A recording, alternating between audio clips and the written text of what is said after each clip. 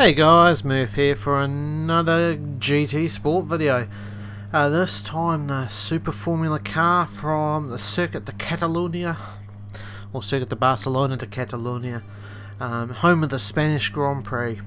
Now I'm absolutely in love with this. I think it's a daily C race. I'm loving how there's a bit of strategy. There's a few more laps to get into a good rhythm, good 20-minute race, which I always think is a real nice length. It allows enough time to have strategy, enough time for people to be patient. You wouldn't tell at the starts. It allows just a much more interesting race than a 5-lap sprint. This whole week I've been starting off at the back. This must be about my 20th race in this. I've always started last, or one of the last few cars, and seeing how far I can move forward.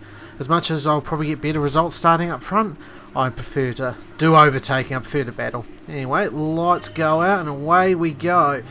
Now we got a pretty decent start, although it's absolute chaos going on ahead of me. Managed to gain about 6 spots off the line, 5 spots in the end. We'll be conservative into turn 1, so we'll watch for the guy diving up our right hand side. We're going to get a bit of a punt ourselves because we've been conservative by the tyre driver there. He's probably going to be overly aggressive in a minute. I don't know whether he was pissed off because of a little tap or what, but he's going to absolutely slam me right there, and it makes me run into the Japanese driver next to me. Completely not my fault or on him, but a little bit of karma happens now as he drives in way too deep, goes onto the grass, and bada bing bada boom, I'm up to 10th in the top 10. Avoid the spinning Aussie there, and we'll be up to P9. So got a decent run off the line, got my ears boxed a wee bit, going through turn 1, 2, 3 and 4, but eventually we'll get it right, as I'll probably get a slowdown for that. Gain another position from a spinning Aussie, and another Aussie dives up my inside. Didn't see him coming until it was too late to defend. I went to turn in to defend from him, but he was already in there, so I had to open the wheel up, or open the controller up, and allow him to dive in there and get the position. I will get it back right now, as he gives them way too many beans off the corner and spins himself out. That's me, P8 after 1 lap, so it's 7 spots I've gained in about a minute and 40 seconds. I'll fast forward a wee bit. We're catching this Aussie. He's got a 3-second penalty, so I'm going to be conservative for here. I don't need to be punting him off, because I'm going to get the position pretty easily in the end, so no point being overly aggressive. Get the easy pass, no point wasting time trying to overtake. Anyway, we'll move forward another lap, and we're going to catch a fellow Kiwi. We're going to get a good, decent run through here, or better run than him anyway. I'm not going to get close enough to have a dive up here. Could have a lunge from Narnia, but I'm never going to make it. So we'll just stick still in behind him, wait for the gap to open up as he gets on the curb, and I have to lift off to avoid hitting him. He gets a poor line through that corner, and I'll try and send it up the inside here. Not really a passing move, about to be a little bit of contact, and then he ghosts. So it ends up being no contact in an easy position on the exit. I thought he may have been close enough to get a run on me, but he obviously made a couple of mistakes through the chicane, so I managed to get enough of a gap where the slipstream isn't a factor. We'll jump forward to lap 5. Now I'm starting to catch those ahead. Right now I'm starting to think strategy. I'm starting to think, do I pit or don't? I need about 6 to 7 seconds to pit and not end up behind the car behind me. As you can see, I'm right on the edge of 6 seconds, or just below it, and on 5.2.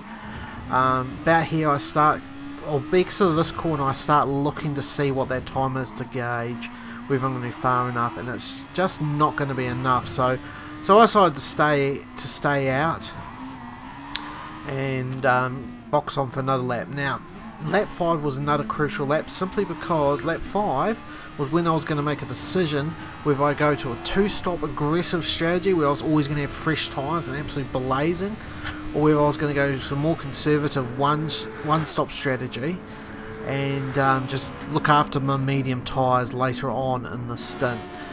So obviously I've committed to the one stop now. I wasn't gonna get a gain from pitting early. And as we get round to the next lap, as you can see, I'm really starting to close in on the Japanese driver there, Mighty Foot.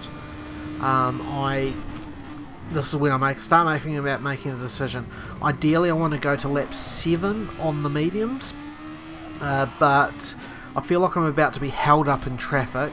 I see I've got a 6-second gap to the guy behind, so I'm going to take the punt and dive into the pits as I run a bit wide, being a bit aggressive. But yeah, 5th place right there, 3rd and 4th battling. I thought, I might as well dive in, try and get a bit of an undercut and not get held up by these guys. So I'll get in there, no medium tyres, no fuel, get back on track.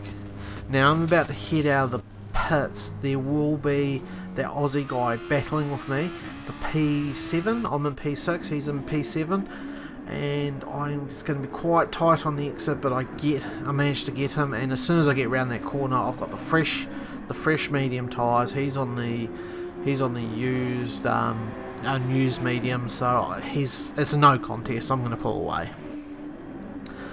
Now I'm going to jump forward to the end of the lap, where you'll see a whole bunch of them are about to dive into the pits. There's 1, there's 2. Now I'm going to jump Mighty Foot quite easily because of the early pit stop. 3rd place stays out, which was a mistake by him. But as you can see, the Hong Kong driver pulls out of the pits, Ray there, and it's going to be a hell of a battle through the next few laps. I get right up close to him. I couldn't quite get him going into turn 1, but in turn 3 he runs wide. I get up the inside of him and he ghosts a little bit, and I stop, but I managed to get the position with my momentum. Now we are going to jump forward a few laps in a second. Basically the next 2 to 3 laps were all about I was pulling away from him, and then I just started making some silly mistakes, and as you can see he's right on my tail, 6 tenths behind me. But at the start of that lap I was about a second and a half up, so I was quite safe. But I started bottling it on this lap. I'm missing apexes. As you can see, I'm about to clatter the curbs hard on the left there, hard on the right. I think that gives me a slowdown. No, it doesn't. But what ends up happening is he gets close enough to get a run on me. There's absolutely no point with this draft and how close he is. He's just going to be past me before we get to the turn-in point for turn 1. So there's no point. I'll have a little look, pretend fake there. Well, realistically, all that's going to achieve is maybe making him make a mistake, which it doesn't. So, in the end, I didn't get the position, and he runs away. Now, he has got 0.5 second penalty, so I know if I can stay within about half a second, maybe a little further back, I will be able to get him going into the hairpin in the 3rd sector. I am over-driving it a wee bit at the moment, and that's probably why he caught back up to me. But I'm going to still keep the pressure on him if I can. Hopefully he'll make a mistake, or whether he has. Hopefully I can get the run on him down the straight and take advantage of his penalty. Now I knew it was going to be touch and go, but I will nip to the inside. I'll brake him. I won't try and outbrake myself. Get the car stopped. Still couldn't get the car stopped enough to block him. He'll get up the inside. I should have lifted there, but no, I go to the grass, slides through the grass, a little bit of contact, and get the position. Now he is right now is pissed, so he has a huge lunge. It doesn't pay off, causes us both to go wide, and I managed to get the position. Now at the moment I'm thinking, oh man, I'm going to be under pressure. I've got this half-second penalty for cutting the course, and he's going to be pushing me. But then I look at the time, and it's up to 2 seconds, so he's obviously made a mistake out of the chicane. So I'm not under the pressure I originally was. Now we'll watch a replay of my through the grass move. Now right now I should have lifted, but I didn't. Kept it in. There's a little contact through the grass, bit of contact on the apex, but neither of us go off, so I guess no harm, no foul. He, fair enough, has a massive dive because he's pissed off. But I got the position, and as you'll see right here, he will give it too much jandle and almost spin out. I'm surprised he didn't lose it. But he ends up getting back on track, and we end up staying about the same gap for the rest of the race, as you'll see, about 2 seconds. So yeah, that was a very cheeky move, I must admit. If there was live stewards, live admin, I probably would have been told to redress and give back the position. Probably should have lifted off and given him the position in the end, but hey, all's fair in love and war. I'm not sure he would have done this, given me the same amount of politeness. Now, so I end up being 17 seconds behind the front two. Definitely had nothing for them. As it turns out, I probably could have just let him have the position, because he obviously didn't change the tyres right, and he got a 20-second penalty. But anyway, I'm absolutely stoked with that. From 15th to 1st, 15th to 3rd, should I say. That's a great result. I'm never going to be upset by passing 12 cars in a 13-lap race. Anyway, I hope you guys enjoyed that. Please hit the old like and subscribe button. It's always very, very much appreciated. Get that bell on if you want notifications for when I have put up a video. I do plan on doing some more NASCAR Heat 4 stuff soon, and also do plan on this week doing a couple more live streams of GT Sport. Anyway, hope you had a good one. Ciao!